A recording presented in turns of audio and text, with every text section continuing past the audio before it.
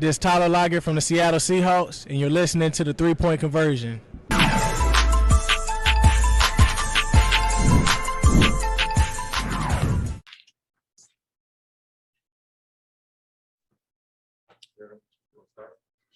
Hey Nate, just what did you make of overtime? You're able to get some shots that had some shots in the air to potentially tie it. Just what did you make of overtime overall? It's about finishing. You go back to regulation. We had opportunities to finish there as well in the overtime, and finishing is getting stops, executing offensively, and making shots. Are these the kinds of games as a coach where going into it, you're kind of nervous just because they are a rebuilding team, they are toward the bottom of the standings? Do you get nervous when you're going into a game where, quote unquote, you should win?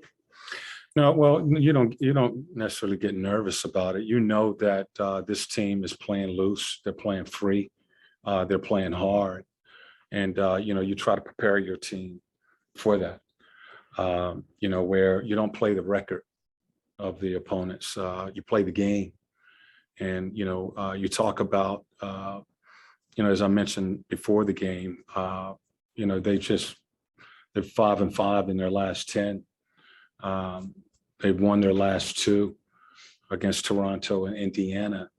They play with a lot of energy. They are on the attack really for 48 minutes. We talked about that. And, so you prepare your team for it. You have to go out there and play it. We understand their record and all of that, but you can't play the record. You got to play the game. Were you given an explanation on Bogey's foul at the end of regulation? He said he had his arm wrapped around, but a situation like that, it's been that kind of contact all night long. And, basically he said that his arm was wrapped around the player. Any more questions in the room? We have nothing on Zoom. Thanks, Coach. What do you make of the team's execution tonight? I don't think it was necessarily the best. I don't think us scoring at all. The way we played throughout the whole game offensively was our best today. Including me. So I think we brought it defensively. Obviously they only scored 100 in the first, in regulation. So that's good defense, but not being able to score and push the ball, I don't think we had the right mindset coming into the game. I think we needed to play a little bit faster because they switched a lot, and I think we should have played a little bit faster and not let them get into the half-court game as much. What did you think of just how they were guarding you all night? You obviously didn't shoot the ball particularly well. Yeah, I feel like I got to my spots, and I was getting it going early. I got to my spots, and I even felt like I shot some shots that I usually make. So just didn't see it go in, didn't get a good rhythm when I came back in after the first quarter. So just got to be better after that first quarter and stay with it. Just how frustrating was the end of this one when it comes to regulation even? I know Bogey was called for kind of the foul at the end there, and then John going 1 for 2 from the line. Just how frustrating was it even just going into overtime? Yeah, it's frustrating to even be in that situation to go into overtime. I don't necessarily think it was a foul that Bogey got called, but we're in a position to go in overtime. So can't throw it all on one mistake. I feel like there's a lot of mistakes throughout the game and that we could have been better at. All from top to bottom. So I think we'll be better, and we got to be better. This is one of those games where it's just, obviously the Pistons are a rebuilding team. Yeah. 17 wins. Is this one of those games where you wish you could have had back to get this necessary win for you guys down the stretch? Yeah, we've had a lot of those. We've had a couple of games. It feels like we showed up more against the higher seeded teams in the league, and it just feels like we got to have that same mindset every game. And I just don't think we had it coming in today. I mean, we had it early on and had it going, but just wasn't able to sustain it, and they were keeping it close. I think a lot of teams in this league just want to keep it close at the end of the games and then see what happens. And I think they did a great job of just keeping it close, and they made a couple more plays than we did at the end. Why do you feel like you guys have struggled with some of these games that you look at their record? They're obviously like they're struggling or rebuilding or whatever it might be, and you guys have jumps in those. Yeah, I mean, I don't know. I don't know.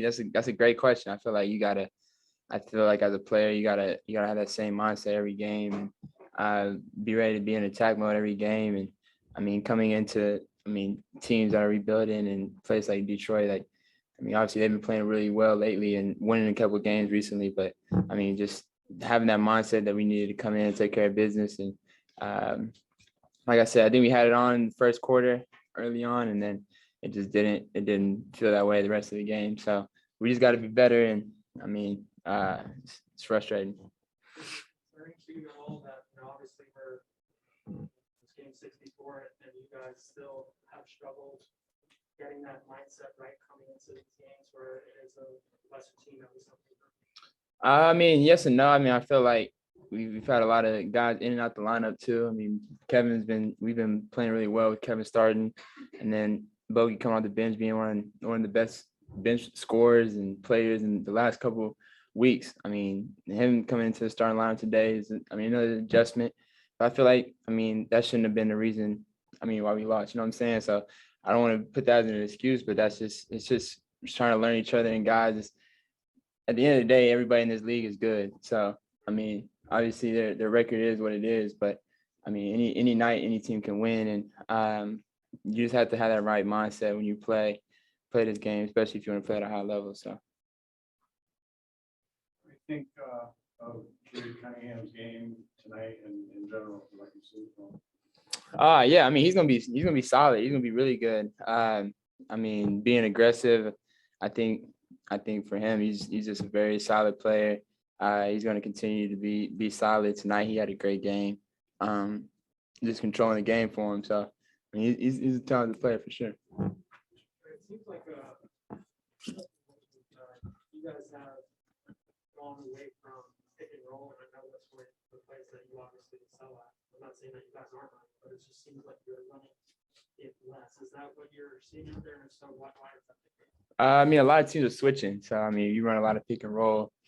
Teams are just gonna switch, and then you just get into a lot of either throwing it into the big and everybody standing, or you just get into a lot of switches. So I think a lot of teams that we played recently have been switching teams. There's obviously game by game, it's a different adjustment. I